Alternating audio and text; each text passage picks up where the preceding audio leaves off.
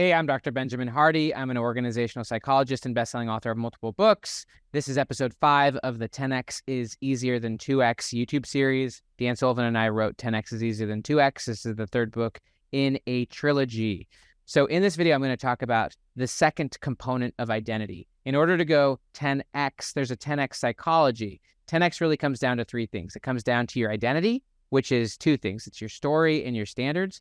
10x also comes down to your time, which is all about your attention. Whatever you focus on, you create more of, but also the return you get on that attention. Going much deeper in the few things that matter and being in flow, that's going to help you go 10x. And then the third aspect of a 10x psychology is leadership, which is all about trust and transformation. So in this video, I'm going to talk about the second component of identity, which is your standards.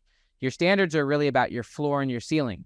So let me go ahead and show my screen. I'm going to break this down and make it simple for you. So as people, we all have a floor and a ceiling. And the reason this is important is because one of the core definitions of identity is that it's that which you're most committed to as a person. It's your self-concept. Yes, it's how you view yourself and frame yourself. That's your story.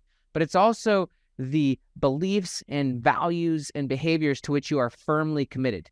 I think the most easy way of looking at identity is it's that which you're most committed to as a person. And as people, we all have commitments. Robert Keegan, the Harvard psychologist, said we have hidden commitments. Hidden commitments are commitments we made in the past that are now forming our subconscious or our habits. We all have a ceiling and we all have a floor. And very rarely do we focus on the floor, but it's actually the floor that you want to focus on because the floor represents the bottom of your commitment.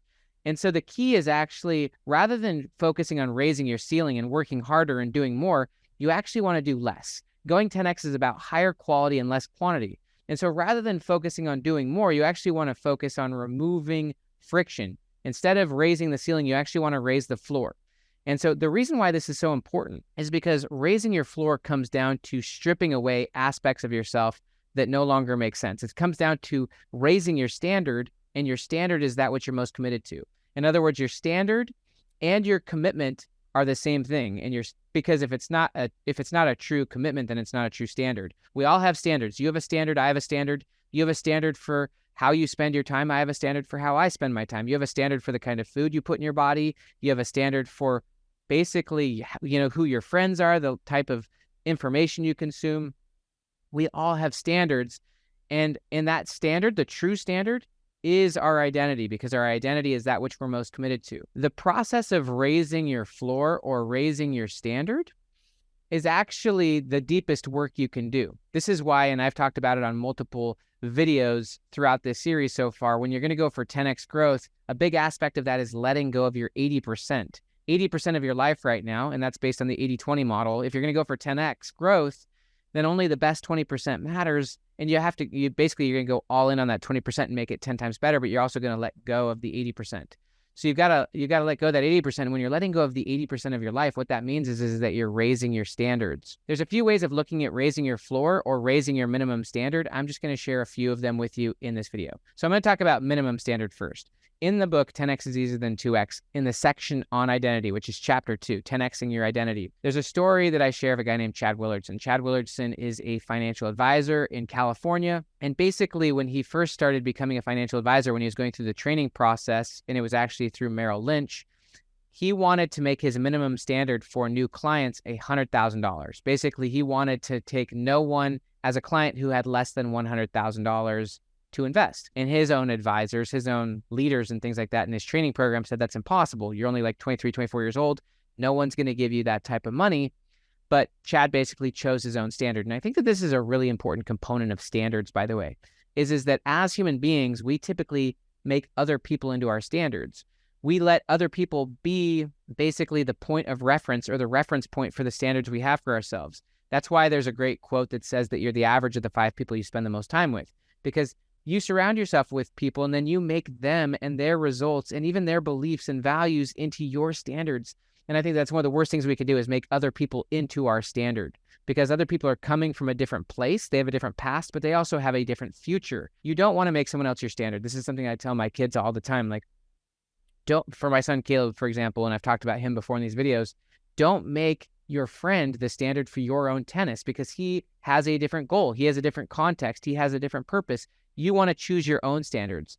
And that's a key is your standard should be intrinsic. So back to Chad, he decided that rather than listening to his advisors and making them his standard or making their standards his standards, he decided to set his own standard and say, I'm not going to take anyone less than 100,000. And so he ended up spending 6 months getting almost no clients. The thing about having high standards is that in the beginning, you're not going to be able to live up to that standard. You're going to fail a lot towards that standard. And that's basically what happened to Chad. For 6 months, while the other trainees in the program were picking up clients with $10,000 or $15,000 or $20,000 to invest, Chad was getting rejected. And this fits with the last video that I talked about, why impossible goals are actually easier than possible goals. Number one, because seemingly impossible goals have less pathways. There's less potential ways of getting there, but also to the idea of fitness function, that you actually become whatever you're optimizing yourself for. Whatever you focus on, you expand on, but also whatever you focus on, you create mastery in. While the other trainees in the program were developing mastery and getting clients with $10,000, $15,000, $20,000 to invest,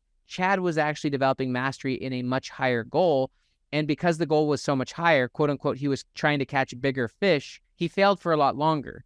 Ultimately, what ended up happening is that 6 months into the program, a guy called him who he had cold called, months before, and that person had $600,000 to invest. And so Chad's first client actually was 600,000, 6x bigger than what Chad's mentor said would be impossible. And so Chad maintained that minimum standard, and he never took a client under that. And so that standard became his benchmark. It became his identity. Your standard informs who you are and what you do. So Chad started with a high floor relative to others, but the important thing was that was his own floor. And we all choose our own floor. We also all choose our minimum standard of what we're going to accept, what we decide is normal for us. And ultimately, what ended up happening for Chad is that he raised his minimum standard after a while. After a while, he developed mastery in getting clients over 100,000. And so he then raised his minimum standard to $250,000, that in order to have a new client, they would have to have at least $250,000 to invest. And so because that became his new standard, he stopped taking people at his old standard. So then eventually he raised his standard to $1 million, and he got more and more specific in that standard. It's not just about the level of the standard, but it's also about the specificity of the standard. So eventually, because he got so big, he actually ended up becoming one of the top advisors at Merrill Lynch. He realized that he was basically capped in his potential working for a firm. So he ended up ultimately he went back to zero and became an entrepreneur and created his own fiduciary. And he started with the standard that he would only work with specifically entrepreneurs who had at least $1 million to invest. And he was actually looking for high growth entrepreneurs. So in other words, his standards got a lot more specific. It wasn't just about an amount of money and that he would take anyone. Now he was only working with entrepreneurs, and even more niche, even more specific, high growth entrepreneurs with at least $1 million. So that's a lot higher specific standard than just, I'll take anyone who's got 100,000. The more specific you get, and this is something actually that Greg McKeown talks about in his book, Essentialism. For example, rather than just saying, I want good pizza in New York, you may actually tighten the scope and make it more niche. I actually want Chicago style pizza, and I want it to be, thick crust or thin crust. And I want cheese, and I want cheese in the crust. Like, you can get highly nuanced and highly specific, but the more specific you get in your search or in your filtering, and I think this is also true with things like ChatGPT, that the more specific you get in what you're looking for, the more specific will be the answers you get. And so that's what you want to do when it comes to your standards. You want to be highly specific, highly focused rather than broad, more specific. And then as you raise that standard, so basically, to just finish the story, what happened for Chad is that he started at that much higher minimum standard, and he started to develop mastery at that standard, because you develop mastery at whatever you focus on. There's a great book on this subject actually called Catching the Big Fish, and I believe it's by Peter Lynch. But the idea is that consciousness is like the ocean. And if your consciousness is up at the surface, then all you can see is small fish that are up at the ocean. But if you go really deep, and if you actually focus on higher quality, less quantity, you can start to see whales, start to see big fish that you didn't even know existed when you were up at the surface. But in order to actually see those, you have to go deep in terms of your focus. This is why 10X is about higher quality and less quantity in everything you do, in everything you focus on, but also in what you do and in how you do it. And so Chad ultimately started to develop mastery in what he focused on. That's the idea of fitness function. Whatever you focus on, you create more of. Whatever you focus on and whatever standard you're pursuing, you ultimately become. And so he ended up developing mastery at that level, and then he's now raised his standard. And so now his minimum standard is $10 million. So he won't take any new clients with less than $10 million to invest. And that's now the level that he's optimizing himself for. He's optimizing his focus for. So let me make this super practical, because that's one big way of looking at it. Certainly, for example, let's just say that, you're a computer programmer and you charge X amount per hour for working with you. Maybe it's like 50 or 80 bucks an hour or something like that. And I'm just throwing out numbers. If you actually tripled your fee, but focused on very specific problems, you now just raised your standard, but you also made it a lot more specific. Now, for a period of time, that standard may be two things. One, it may be outside your comfort zone in terms of your identity. That might feel uncomfortable for you to charge that much, but also positionally, maybe you're not positioned such that it's obvious to people that your services are worth that. Maybe it's not clear that you're the master at that level. And so maybe for a time, if you raise your minimum standard, you start getting rejected at that standard, or you have a hard time getting clients at that level for a while. Now, you could falter back to the old standard and get quick wins, or you can accept that this is the new standard and make it a forcing function, is what we would call it, where it's a true standard, it's a non-negotiable. And instead of falling back to the low standard, you actually figure out how to succeed at the new standard. I like this idea of it's better to fail at the new standard rather than succeed at the old standard. It's also better to fail as your future self rather than succeed as your current self. Now, it may take time, but once you actually get one yes at the new standard, that'll start to build confidence. Dan Sullivan actually has a 4 C's model. He talks about how you have to first commit, and commitment leads to courage. Courage means you're willing to try something that may or may not work. You're willing to take some psychological or emotional or even physical risk towards a noble and worthwhile goal. So basically, once you commit to something that's above your current position, once you commit to a new standard, you're going to have to go through a courage process. And that courage process is basically deliberate practice. That's where you're going to ultimately be developing yourself and your situation and your positioning and ultimately your skills, such that you can actually achieve at the new standard. So Dan's 4 C's, which I love, it's a beautiful model, is first commitment, then courage, then capability, then confidence. So you have to commit to something above and beyond your current standard and what you've ever done before, and that's going to lead you to courage. Trying, failing, deliberate practice, trial and error, until eventually you develop 3, which is new capability, new skills, new knowledge, new positioning, and that new capability and also the getting of wins at the new level is what ultimately builds new confidence. Confidence is the byproduct of past success. And so what happens is when you raise the standard and then you start to position yourself, learn, and master at the level of your new standard, eventually you normalize the new standard and it becomes your new normal. And then you have confidence at that new standard. And once you have confidence at that new standard, you've normalized it, and then you can set the next high-level commitment. You can raise the floor again. You can also raise the ceiling. So I think that that's a beautiful way of looking at it. Another important way of looking at the floor is, and this comes from Dr. Robert Kegan, but Robert Kegan basically is a psychologist, and he wrote a great book called Immunity to Change. Immunity to Change is all about how we have a built-in system. There's a great quote that says, "The system is designed to defend the system." Psychologically, that system is the subconscious. Your subconscious is you on autopilot, and I would say your subconscious really is your past self. And so your past self has a floor.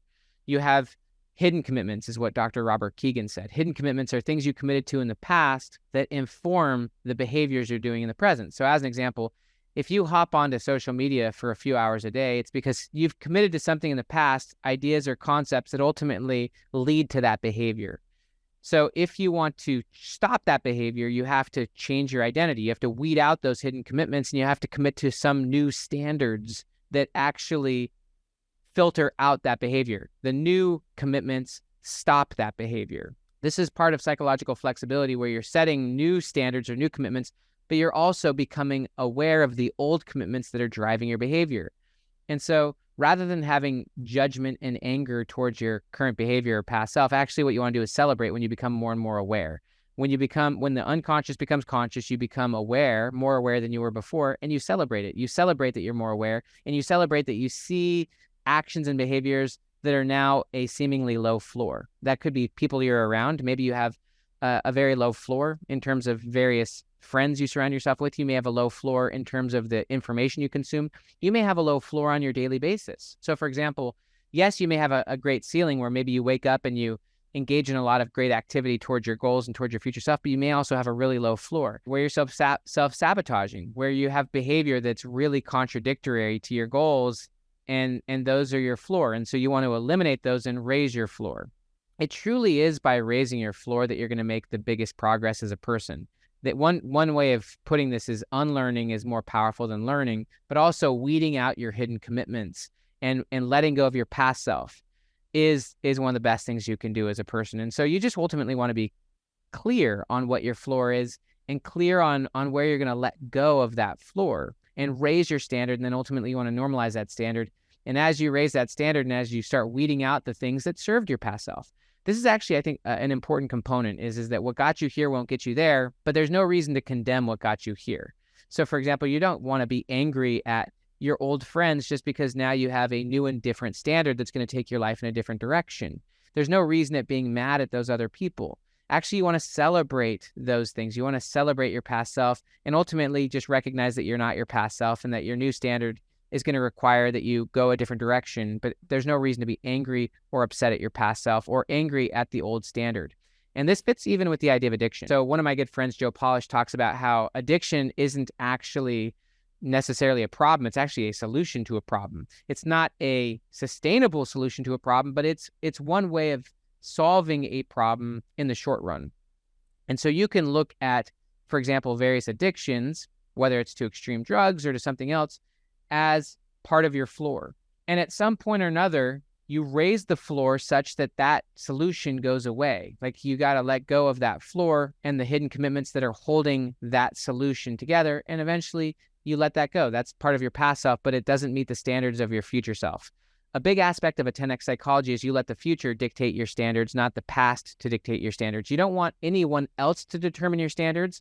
But the common thing is that people, they maintain their floor while trying to scale up their ceiling. And so they're not ultimately transforming their subconscious. Your floor is ultimately your subconscious. There's a great quote from David Hawkins. He said that your unconscious will only allow you to have what you believe you deserve. And so when you raise your floor and you start letting go of whatever things are on your floor, poor behaviors, certain friend groups, various media, using the 80-20 model and the 80-20 principle, 80% of what you consume is a reflection of your past, not your future. And so when you raise the floor on, for example, the information you consume, on the few things you do, the goal would be to do less but better, higher quality, less quantity. There's a great quote actually that how you do one thing is how you do all things. So rather than doing 50 things at a mediocre level, you want to eliminate the 80% and just do a few things really well.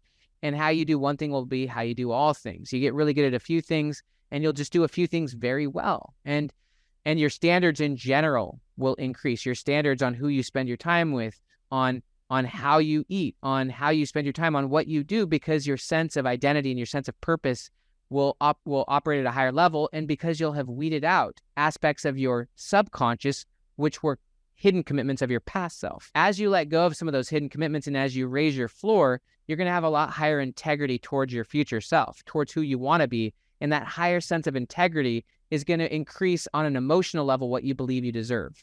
There's a great book on this subject actually called Raise Your Healthy Deserve Level by Gary Cady. And he quotes very similarly to David Hawkins, who I just quoted earlier, but he said that you don't get in life what you deserve, you get what you believe you deserve. But what you believe you deserve is largely based on your integrity towards what you want. A lot of people say that one of their core values is integrity, but that's not actually true. No one has integrity toward everything. Instead, we have integrity towards certain things. And so the key is that you clarify your future self and who you want to be, and you start to have integrity towards that. And you start to raise your standards and your floor towards that so that you can normalize it, and you let go of the 80% that doesn't fit. You start to raise your minimum standard, raise your floor, and weed out the things in your life that are no longer serving your future. But you don't have to be angry at them. Even addictions or things that aren't necessarily useful to where you're going, the standards of your past self, in other words, you don't have to be mad at that. You can actually celebrate that that's where you were, but you're not the same person you are now. There's another great quote on this whole idea that lessons are repeated until they're learned. And I'm just going to show you back to my screen the idea that when you raise your floor, your ceiling goes up and you go through this process. And there's a really good book on the subject, one of my favorite books actually. It's called Peaks and Valleys by Spencer Johnson. Spencer Johnson wrote the book Who Moved My Cheese. He also wrote a book called Out of the Maze, which is a brilliant book about how in order to get to the next level of life, you have to actually change your beliefs, and your beliefs are like the maze that you're operating in. And so you got to actually get out of the maze and have new beliefs so that you're going to get new goals. But in my opinion, Spencer Johnson's best book is called Peaks and Valleys. And so the idea here is that when you're going from one level to another, when you're going from basically one 10x to another, you're going to learn lessons. This fits a lot, by the way, with the hero's journey, that you have some call to adventure. You have some sense of purpose. This fits a lot, by the way, with Viktor Frankl. Viktor Frankl wrote the book Man's Search for Meaning, and he said it is a peculiarity of people that we can only live by looking to the future. But he also quoted Nietzsche, when the why is strong enough, you can bear any how, but also when the why is strong enough, you will find the how. So we need purpose. That's what Viktor Frankl found living in the concentration camps of World War II, is he said once people lost hope and a sense of purpose and having specific goals for their future, the present loses meaning. This further shows that our experience in the present is largely shaped by our views of the past and our views of the future. And when you stop having a future, when you stop having hope in the future, your present loses meaning, and then you become retrospective. This is exactly what Viktor Frankl talked about. You stop having a future, and so you turn inward, your present loses meaning, and ultimately you begin to disintegrate as a person. So you need a sense of purpose. And so back to the whole idea of the hero's journey and having a call to adventure. You have a call to a next level, and that call is going to lead you down a path. And that path is going to teach you lessons. There's a great quote that basically says lessons are repeated until they're learned. And so in the hero's journey, there's the notion of tests, challenges, exams, and that in order to get from one level to the next, you've got to actually pass the exams, the lessons of that level. And so that fits with Peaks and Valleys. Peaks and Valleys by Spencer Johnson. He just says that we all have peaks and valleys.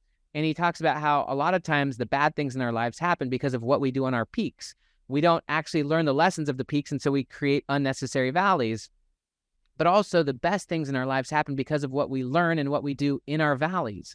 Spencer Johnson talks about peaks and valleys in life are kind of like a heart rate. Like you don't ever want a heart rate to be flat. You want it to go up and down. And so peaks and valleys are both essential. And the point of them both is to learn the lessons of that level so that ultimately you can transform and become a new person so that you can get to your next level. And as you learn those lessons, you now have a higher floor, which ultimately scales up your ceiling. As you go from one peak to the next, or one 10x to the next, you're a different person at each level. And at the new level, kind of like Dan's 4 C's, you've gone through commitment, courage, you've built new capability, you've learned new lessons, and ultimately you have new confidence. And now you're at a new 10x peak with a new standard, and ultimately your life looks very different. And from that new peak, you're now a different person than your past self at the bottom of the peak. Your future self is always a very different person than your current self. And so at the new peak, with that new capability, skills, confidence, situation, you can now see new and different peaks, which are radically different from the peak that you just climbed. And so, but in order to actually be on that peak and go to the next level, you got to learn the lessons of that level. So that's how peaks and valleys works. That's how standards work. And I just invite you to choose your own standards and then to continuously raise your floor. As you're raising your floor, you're raising the standard and you're letting go of things that you didn't do before. And as you raise the floor, you learn to operate and to normalize the new standard. And that as you do that, you weed out your hidden commitments. You weed out your past self. This is all a component of identity. As I said, identity is two things. It's your story and it's your standards. And you can go through this process over and over of going from peak and valley to peak, peak, peak, peak, peak, going through the process of the hero's journey over and over, or the 10x process over and over. Every time you do, you're stripping away more and more of that past self and those hidden commitments, and you're reaching a higher place of essentially enlightenment where you're learning more and more lessons and you're ultimately choosing the standards by which you live. It's a beautiful process. I hope you enjoyed this. Please subscribe to the channel, and I'll see you on the next episode of this 10x is easier than 2x series. By the way, if you haven't gotten the book, would you please support this by buying the book, buying the audiobook? I will say on the audiobook, there are 3 hours of bonus interviews between me and Dan Sullivan that you'll not be able to find anywhere but Audible. The hardcover is obviously gorgeous. Thank you for supporting. Have an amazing day.